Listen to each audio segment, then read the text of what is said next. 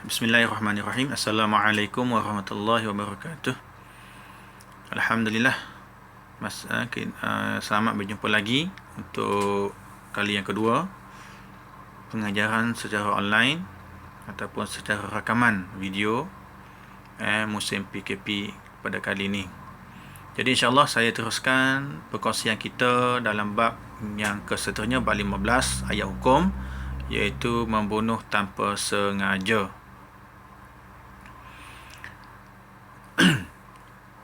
A'udzu billahi minasyaitonir rajim.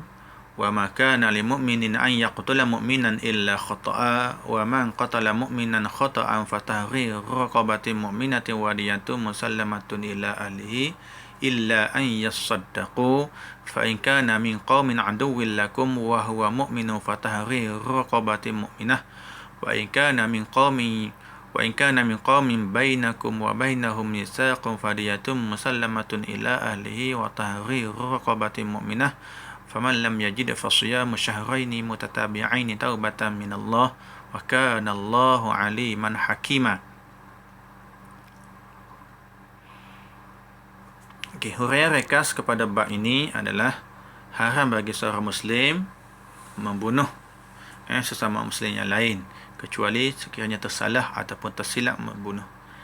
Jika tersalah, tidak sengaja, wajib mereka yang pembunuh tadi membebaskan hamba yang mukmin serta membayar diat. Diat ni pampasan kepada keluarga si mati.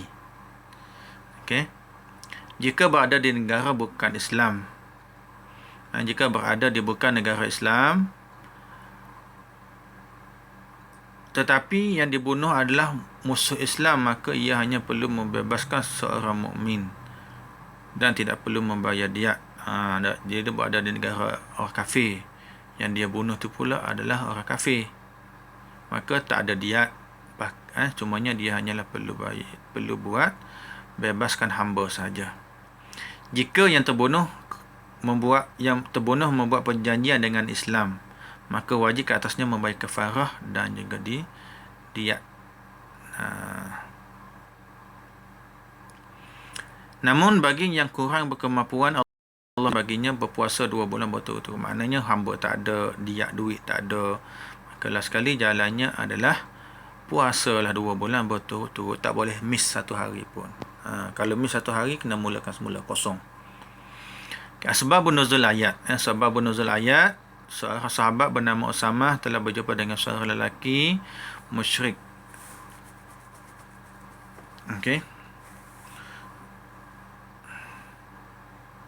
Yang ini ketika dalam peperangan lah. Dalam peperangan. Lelaki tersebut bila dia kalah dah, dia dah terlentang jatuh dah depan Usamah. Usamah pun mengangkat pedang nak bunuhlah lelaki tersebut. Namun ketika itu lelaki tersebut sempatlah mengucap 2 kalimah syahadah. Namun Usamah tetap membunuhnya juga. Membunuh musuh tadi. Sampai berita ini kepada Nabi SAW. Nabi bertanya kepada Usamah, adakah engkau bunuh?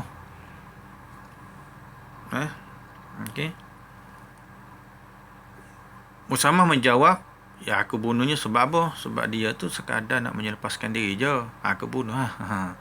Maka Rasulullah SAW pun menyatakan ini adalah satu perbuatan yang salah ijtihad. Maknanya orang yang mengucap 2 kalimah syahadah secara zahirnya tak boleh bunuh lah. Tak boleh bunuh. Yang lainnya serahlah kepada Allah Ta'ala. Itu asbab. Hukum membunuh tanpa sengaja. Pembunuhan yang boleh berlaku dalam pelbagai bentuk. Namun ianya adalah perbuatan yang dilarang oleh Islam, kerana Islam itu menjaga jiwa lah. Mereka yang membunuh tanpa sengaja ni dihukum qisas, ataupun orang yang membunuh dengan sengaja, pada hukum asalnya mereka ini dihukumkan dengan hukuman qisas ataupun bunuh balas, nyawa dengan nyawa lah. Namun pembunuhan yang tidak sengaja akan dikenakan kafarah dan juga diat. Kafarah tadi membebaskan hamba, diat tadi diat duit. Duit itu bagi kepada siapa? Bagi kepada keluarga mangsa dibunuh. Berapa banyak nak kena bagi, itu kita akan jumpa lah lepas ni. Berapa ringgit kena bayar. Kita tengok pula kriteria membunuh tanpa sengaja. Kriteria membunuh tanpa sengaja, pembunuhan tanpa niat, iaitu seorang yang tiada niat sama sekali pun nak bunuh. Dia tak ada niat pun. Dia bergurau, tak? Dia bermain-main, sembang-sembang dengan kawan dia, bergurau telatah. Tumbuk kawan dia tu mati. Contoh luar lah. Okay. Contoh lain, pergi berburu lalu ternampak gerakan sekaligus melepaskan tembakan padahal ia adalah seorang dan meninggal dunia. Dia tembak, dia sangkakan binatang beruang rusa, kijang, pelanduk di sebalik semak. Dia lepaskan tembakan dan terus yang terkena tembakan itu adalah manusia, mati. Itu adalah bunuh tidak sengaja. Maknanya dia tidak ada niat pun nak bunuh. Yang dia hanya niatkan adalah nak menembak buruan.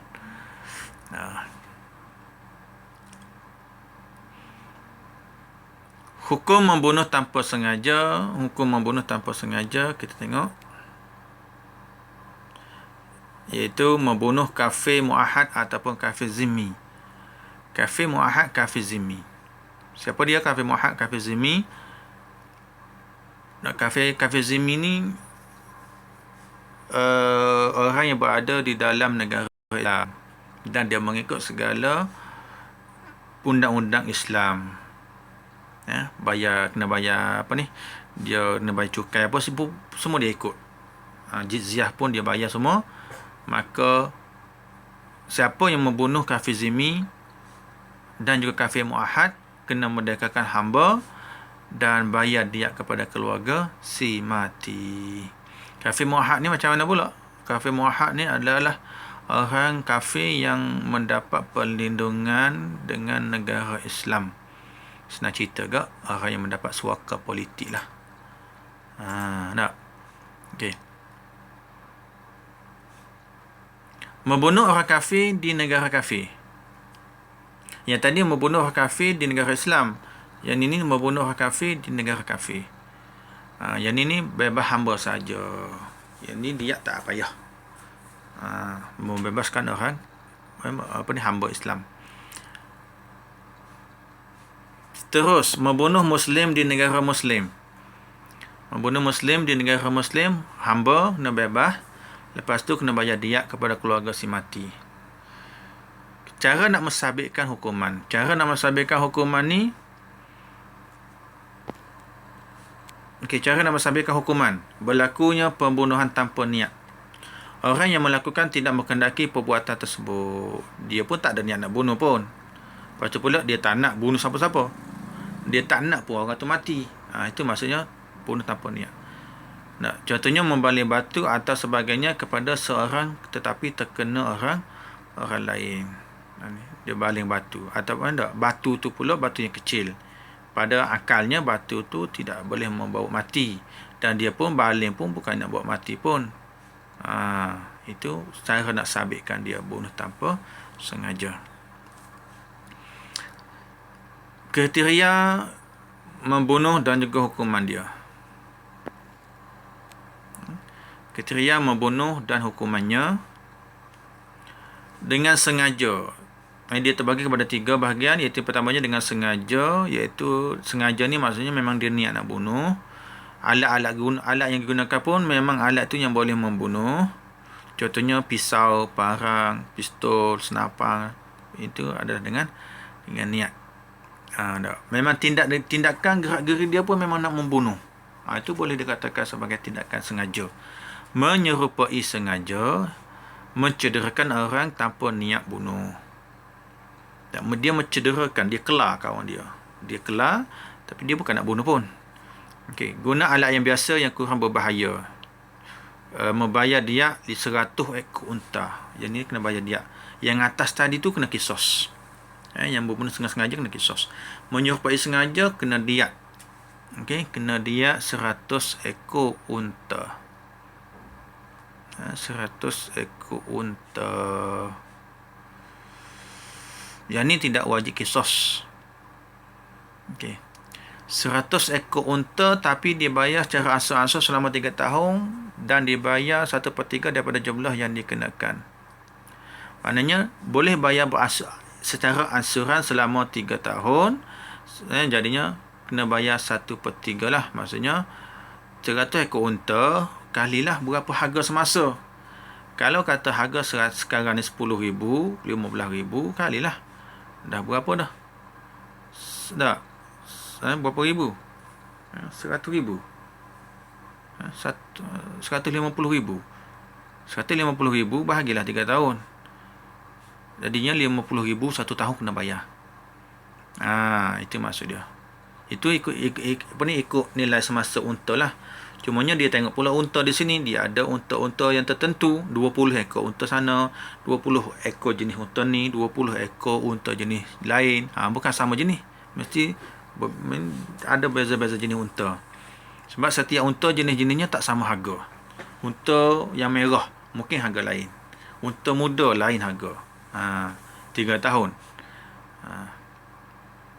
Manakala tak sengaja adalah bunuh dengan yang mana tersalah sasaran. Yang tadi tu menyerupai sengaja, yang tersalah tersasar lain.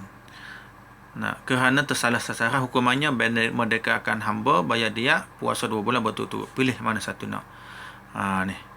Contohlah buat pertandingan menembak. Tak? Tersalah tembakan. Tertembak pegawai padang yang membuat yang berada kat depan sana tu, yang nak cek bahagian depan sana. Contohlah tertembak, maka di sini berlakulah pembunuhan tidak sengaja. Terus pergi pula kepada punca-punca berlakunya pembunuhan.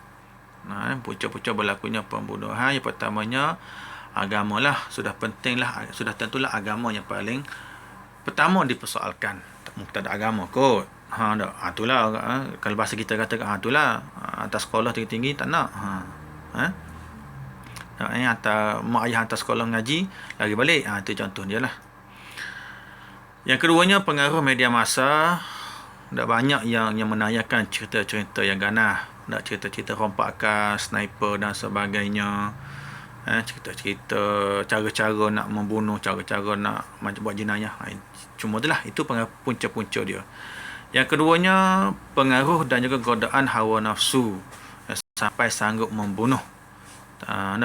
Merebut harta dan sebagainya. Merebut harta keluarga dan sebagainya. Bunuh. Ingat, bunuh dalam kalangan ahli keluarga, tak dapatlah waris harta. Tak boleh. Disebabkan nak cepat mewarisi harta, dibunuhnya tuan punya harta.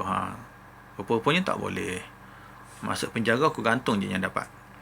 Yang keduanya adalah tekanan hidup. Macam sekarang tak, musim PKP ni. Memanglah tertekan, kena kurung PKP ni. Tapi kena kawal lah. Jangan sampai membunuh siapa-siapa. Kalau bunuh cicak tak apalah, bunuh lipah. Jangan bunuh orang lain pula. Kawal, kontrol emosi. Dan yang keseterusnya, lalai daripada mengingati Allah kerana bergelumban dengan banyak dosa lah. Contohnya selalu pergi kelab malam, tak? Solat pun tak, puasa pun tak, tak? Ikut kepala dia je. Orang tegur marah dan sebagainya. Dibunuhnya pula orang tegur dia. Itu juga punca-punca berlakunya pembunuhan. Terus kita tengok kepada cara ulama mengistinbatkan hukum. Ulama mengistinbatkan hukum berdasarkan kepada ayat yang tadi yang kita baca tadi. Wa ma kana lil mu'minin ay yaqtula mu'minan illa khata'a. Yang ini ayat ni kena carilah dalam buku teks nanti. Dalam slide ni tak ada tulisnya ayat. Kalimah wa ma tu bermaksud larangan. Ma tu ma nafi, bukan ma soal. Bukan ma tanya, ma za, bukan. Ma tu ma nafi, ataupun ma tegahan.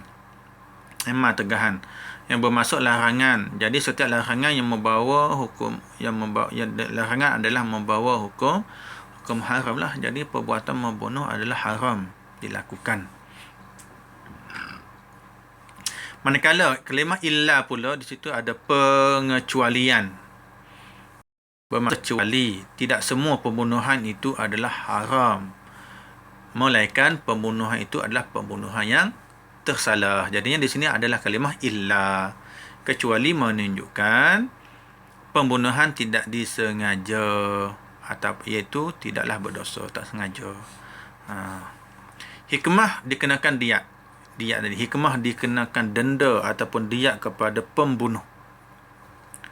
Beri gembiranya kepada keluarga si mati. Iyalah, tak, yang dibunuh, yang mati itu katakanlah orang tua ataupun ketua keluarga sebagai punca rezeki keluarga tersebut. Bila tak adanya ketua keluarga, terputuslah sumber rezeki keluarga tersebut. Jadi dengan diatlah yang boleh mengembalikan kegembiraan, nak mengembalikan proses kehidupan keluarga sesebuah keluarga yang ketua keluarganya meninggal ataupun terbunuh. Yang kedua, pengajaran kepada mereka. Pengajaran kepada mereka supaya tidak melakukan perbuatan tersebut. Sama ada mereka yang menjadi penjenayah ataupun mereka yang di luar sana yang menyaksikan, yang mengetahui berita tersebut. Ada pengajaran lah, sebab hukuman diat ni bukannya sikit, banyak. Banyak. Tinggi. Walaupun orang kaya, pun tak boleh nak buat. Walaupun dia ada duit, boleh bayar dan sebagainya, tak boleh lah dia nak buat. Okey. Supaya keluarga si mati dapat meneruskan setelah kehidupan, meneruskan kehidupan dia, supaya manusia berfikir dahulu sebelum bertindak. Maknanya kalau kita rasa was, takut-takut, jangan buat. Macam pergi berburu tadilah. Betul ke rusa tu? Betul ke rusa? Tunggu dulu. Betul ke tidak? Biar betul-betul nampak badan. Barulah tembak. Jangan terus tembak. Tatah orang asli duduk pasang perangkap ayam hutan. Tiba-tiba kita tembak orang asli tu. Contoh. Yang kita nanti kena bayar dia. Tak pasal-pasal. Habis melambung. 1 juta. Sebagainya. Boleh. Yang ini berlaku ada satu kes dulu, kes apa ni? Kes yang berlumba kereta tu, sampai mati satu keluarga, dua apa ni? Ayah dan ibu dia mati tu, dah mati. Kali kurang diatnya mengikut bilangan 100 ekor unta ni, pelaku tadi tu kena bayar hampir 4.5 juta kepada keluarga si mati. Anak-anak mereka lah kena bayar. Itu sepatutnya yang mereka dapat. Namun hari ini undang-undangnya tidak berpihak kepada mangsa. Undang-undang hari ini berpihak kepada kerajaan. Semua denda, semua bayaran semua dibayar kepada kerajaan. Jadinya keluarga-keluarga tadi ialah bergembira lah sebab pesalah dah dapat hukuman. Tapi duit tadi tak boleh pun. Duit tadi siapa nak bagi? Setakat YB kampung, YB bagi, ketua kampung bagi derma sumbangan dan sebagainya, itu kita katakan tak cukup lah. Tak cukup, tidak memadai, tidak sepadan dengan jenayah yang telah dilakukan oleh penjenayah.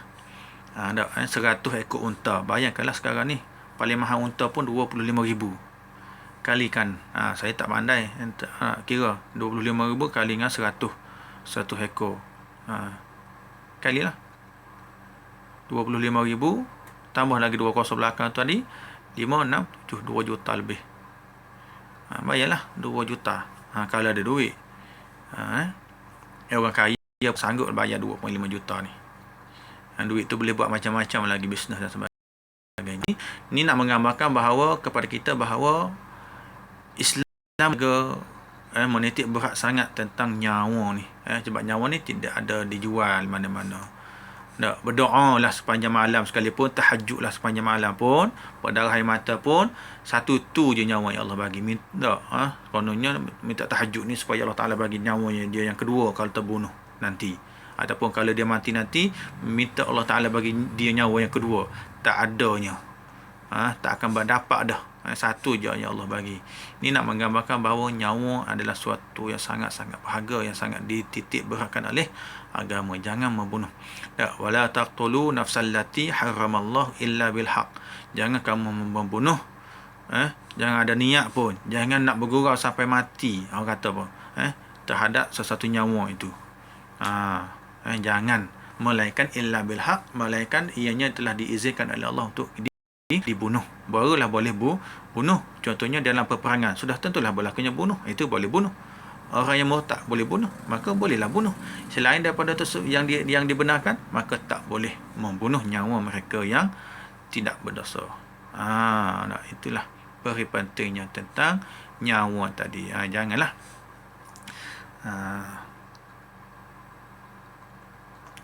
Okeylah, wallahu alam. Kita sambung pada lain masa, lain ketika, sekiranya diberi kesempatan untuk kita berbincang lagi berkaitan dengan perkara-perkara topik pembelajaran kita secara video rekod ataupun rekod video rakaman.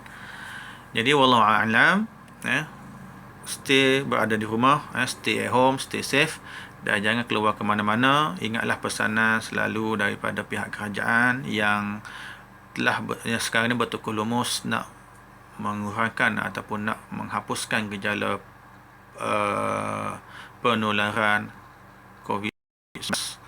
Semoga Allah Ta'ala merahmati kita dengan segera mengangkat wabak ini daripada muka bumi, terutamanya daripada negara kita, insyaAllah. Seterusnya memberi kesempatan kepada kita untuk teruskan kehidupan seperti sedia kala. Wallahu alam. Selamat menjamu, selamat berbuka puasa nanti, insyaAllah. Aku qul hadza. Assalamualaikum warahmatullahi wabarakatuh.